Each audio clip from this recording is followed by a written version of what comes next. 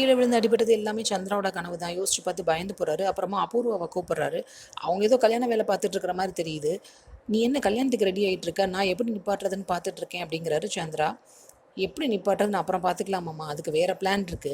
இப்போ கல்யாணம் பிடிக்காத மாதிரி நடந்துக்கிட்டோம்னா நம்ம தான் காரணங்கிற மாதிரி ஆயிரும்ல அப்படிங்கிறாங்க.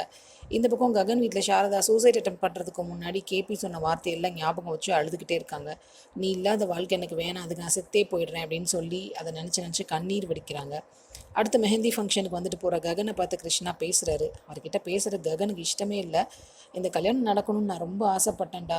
உன் கல்யாணத்தில் உன் பக்கத்தில் அப்பான்னு நான் தான் நின்று எல்லாமே செய்யணும்னு ஆசைப்பட்றேன் அப்படின்னு சொல்கிறாரு. அதுக்கு ஒன்றும் அவசியம் இல்லை அப்படின்னு சொல்கிறாரு ககன். இருந்தாலும் கேபி ஒரு வார்னிங் கொடுக்குறாரு. இந்த கல்யாணம் நடக்கக்கூடாதுன்னு நினைக்கிறவங்க யாருன்னா இந்த கல்யாணத்துக்கு சம்மதம் கொடுத்தவங்க தான். அதனால நீ ஒவ்வொரு செகண்டும் கான்ஷியஸாக இருக்கணும் அப்படின்னு சொல்கிறாரு கிருஷ்ணா. அபூர்வாவும் சந்திராவையும் பற்றி நீ சொல்கிறேன்னா அது எனக்கே தெரியும், நான் ஜாக்கிரதையாக தான் இருக்கேன், நீ தேவையில்லாமல் என் டைமை வேஸ்ட் பண்ணாத அப்படின்னு சொல்லிட்டு கிளம்பிடுறாரு. அடுத்த நாள் பூமி ரொம்ப சந்தோஷமாக வர்றாங்க. அப்பா கிட்ட ஆசீர்வாதம் வாங்குறாங்க. என்ன விஷயமா அப்படின்னு கேட்குறாரு. அவங்க சொல்ல வர்றதுக்குள்ளே அபூர்வா ஷோபாக்கா பேரில் டான்ஸ் அகாடமி ஆரம்பிச்சிருக்காங்கல்ல, அதில் டான்ஸ் காம்படிஷன் இருக்குது, அதுதானே பூமி அப்படிங்கிறாங்க. கரெக்டாக கெஸ் பண்ணிட்டீங்க சித்தி அப்படின்னு சொல்கிறாங்க பூமி.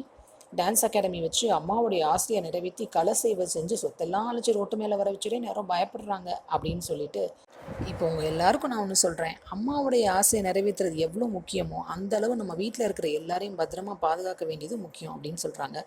சந்திராவுக்கும் மீராவுக்கும் சந்தோஷமாக இருக்குது இதை கேட்டதும். மீரா சொல்கிறாங்க, இந்த ஒரு வார்த்தை கேட்டவுடனே எனக்கு அப்படியே ஷோபா நீங்கள் ஞாபகம் தான் வருது, அப்படியே அவங்கள மாதிரியே பேசுகிற அப்படின்னு சொல்கிறாங்க. ஷோபாவுடைய பொண்ணுன்னு நிரூபிச்சுட்ட, அம்மா மாதிரியே பொண்ணு அப்படிங்கிறாங்க. இதை பார்த்த உடனே அபூர்வமும் அவங்க பங்குக்கு ஏதோ டயலாக் பேசணும்னு, ஆமாம் ஆமாம் அப்படியே ஷோபாக்கா மாதிரியே இருக்கா பூமி, ஆனால் என்ன தான் நான் உண்மையாக அன்பு வச்சுருந்தாலும் உனக்கு என்ன அம்மாவை அக்செப்ட் பண்ணிக்க முடியல பூமி, ஏன்னா நான் உன் சொந்த அம்மா இல்லைல்ல அப்படிங்கிறாங்க. அதுக்கு மருதாணி சித்தி வேற, ஆமாம்மா நீ என்ன தான் பண்ணல அவள் தப்பிச்சுக்கிறாள்ல அப்படிங்கிறாங்க. என்ன சித்தி வளர்றீங்க அப்படின்னு கேட்குறாங்க அபூர்வா. அதுக்கு அவங்க சமாளிச்சுட்டு, இல்லை நீ எவ்வளோ தான் பாசம் காமிச்சாலும் அது அவளுக்கு புரியலைல்ல, அதை சொன்னேன் அப்படிங்கிறாங்க. உடனே பூமி சொல்கிறாங்க, எல்லாத்தையும் புரிஞ்சுக்கிட்டே மருதாணி சித்தி அப்படிங்கிறாங்க. மீரா சொல்கிறாங்க, பூமி கல்யாணத்தை பக்கத்தில் வச்சுட்டு இப்போ அந்த டான்ஸ் காம்படிஷன்லாம் கண்டிப்பாக போகணுமா அப்படின்றாங்க. கண்டிப்பாக போகணும் அத்தை, அது எப்போ அடுத்து வரும்னு தெரியாதுல்ல, நமக்கு ஆப்பர்ச்சுனிட்டி கிடைக்கும் போது யூஸ் பண்ணிக்கணும் அத்தை அப்படிங்கிறாங்க. இந்த டான்ஸ் காம்படிஷனை வச்சு வேறு என்னென்ன பிரச்சனைலாம் பண்ண போகிறாங்களோ அபூர்வா, வெயிட் பண்ணி பார்ப்போம்.